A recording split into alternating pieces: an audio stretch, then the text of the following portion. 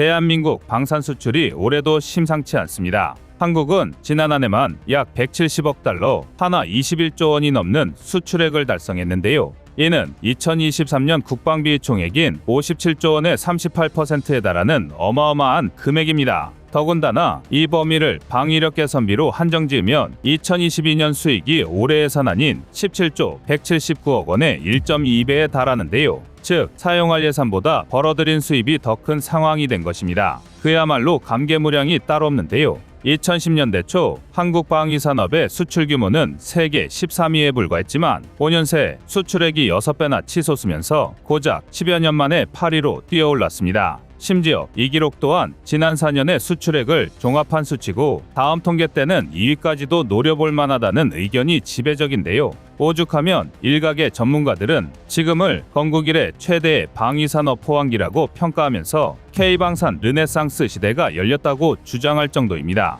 하지만 결론부터 말해 이 주장은 틀렸습니다. 건국 이래 최대의 방위산업 포항기는 지금 이 순간이 아니라 이제 막 시작되었을 뿐인데요. 그래서 준비했습니다. 오늘은 2023년에도 이어질 대한민국 방위산업의 초대박 신화를 미리 엿보고 오겠습니다.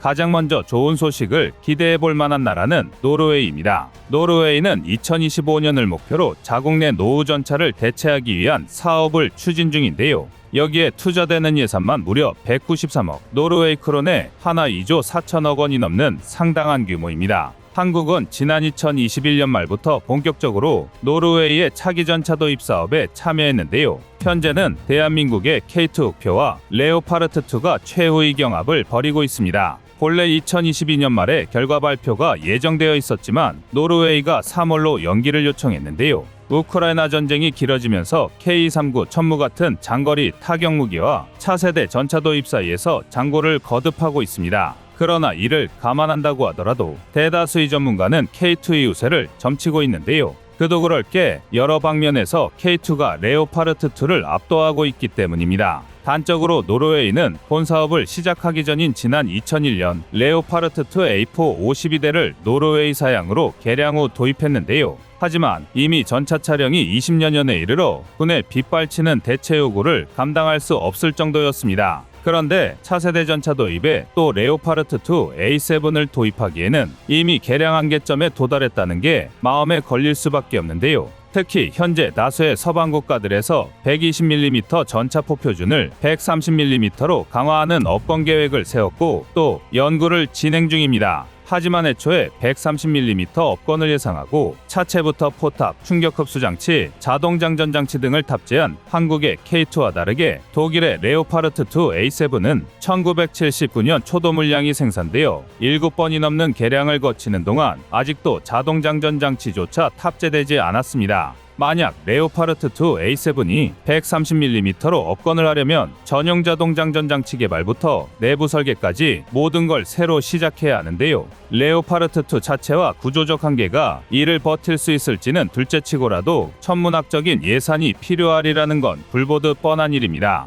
그런데 이런 상황에서 노르웨이가 굳이 레오파르트2 A7을 도입한다는 건 상당히 근시안적인 시각을 가졌음을 입증하는 꼴인데요. 게다가 노르웨이는 나토 북방에 위치하여 러시아 콜라반도와 200km 이내에서 국경을 맞대고 있습니다. 우크라이나 러시아 전쟁으로 노르웨이는 러시아의 침공에 대비하기 위해 무엇보다 실전성을 염두에 둔 전차 전력 보강이 절실했는데요. 이미 한반도의 긴장 상황 속에서 북한과의 전면전을 염두에 두고 개발된 K2 전차는 그 실전성과 신뢰성이 이미 입증된 무기입니다. 폴란드가 K2 전차를 1000대 도입하면서 대러시아 전력 최전선 부대에 배치한 게 그 증거인데요. 이런 상황에서 2022년 겨울 K2가 레오파르트2 A7과의 동계시험 평가 경쟁 중 기동시험과 사격시험에서 월등한 결과를 보였다는 게 밝혀졌습니다. 노르웨이의 가혹한 겨울 날씨 속에서도 성공적으로 임무를 수행하는 K2의 모습은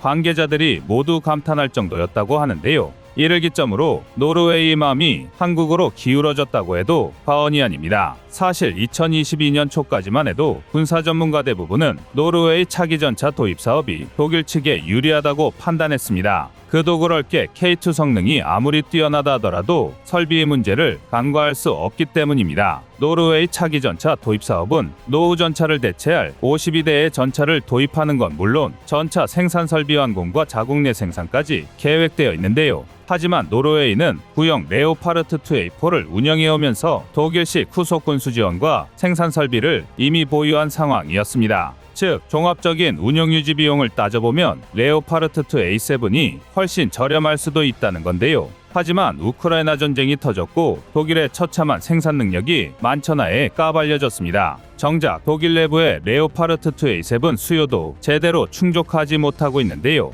여기에 동계 시험 평가가 결정적인 한 방을 날렸습니다. 노르웨이는 연평균 최저기온이 영하 7도까지 떨어지고 6개월간 지속되는 긴 겨울과 함께 1년 강수량만 763mm에 달하는 혹한의 땅인데요. 어설픈 전차는 노르웨이의 기후를 감당할 수 없습니다. 그러나 오히려 K2는 한국 지형의 70%에 달하는 산, 습지와 하천 등 다양한 지형 조건과 영하 40도까지 떨어지는 변화무쌍한 기후에도 작전 수행에 지장이 없도록 설계되어 있는데요. 평균 연교차가 25도에 육박하는 한국 특유의 날씨가 K2의 신뢰성을 극한까지 끌어올린 것입니다. 이러니 전문가들의 의견도 노르웨이가 K2를 선택할 것이라는 방향으로 변할 수밖에 없는 건데요. 심지어 이를 뒷받침하는 강력한 증거도 있습니다. 지난 2022년 8월 노르웨이 최대 규모 방산업체인 콩스버그는 K2의 개발사 현대로템과 방산협력 합의를 체결하며 전 세계 외신들을 놀라게 했는데요.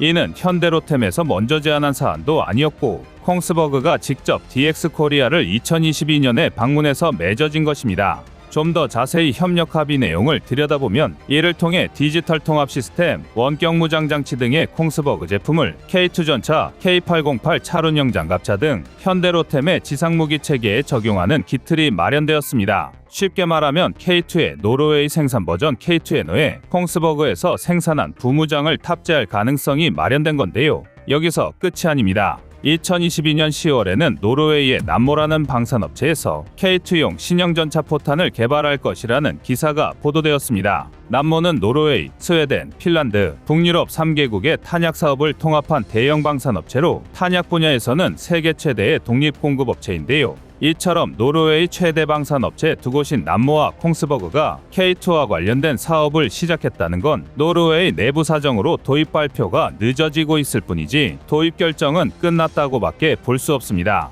그야말로 승승장구라는 말이 지금 딱 K2 흑표에 어울리는 말인데요. 이외에도 K2는 마침내 완전한 국산 파워팩 개발에 성공하면서 불안했던 오만 수출에도 활기를 띠고 있고 이집트와도 상당히 긍정적인 협의가 오가고 있습니다. 또 인도의 차기 전차 도입 사업과 슬로베니아, 체코, 루마니아 등의 차기 전차 사업에도 참여할 예정인데요. 한국 무기로서 지상무기 체계에서 역대급 점유율을 기록하고 있는 K9처럼 K2 또한 전 세계로 뻗어나가고 있습니다. 그리고 지상무기 체계에서 쌓인 대한민국 무기에 대한 신뢰도는 공중전력으로까지 옮겨가고 있는데요. 그 내용에 대해선 2부에서 말씀드리겠습니다. 이상 꺼리투브였습니다.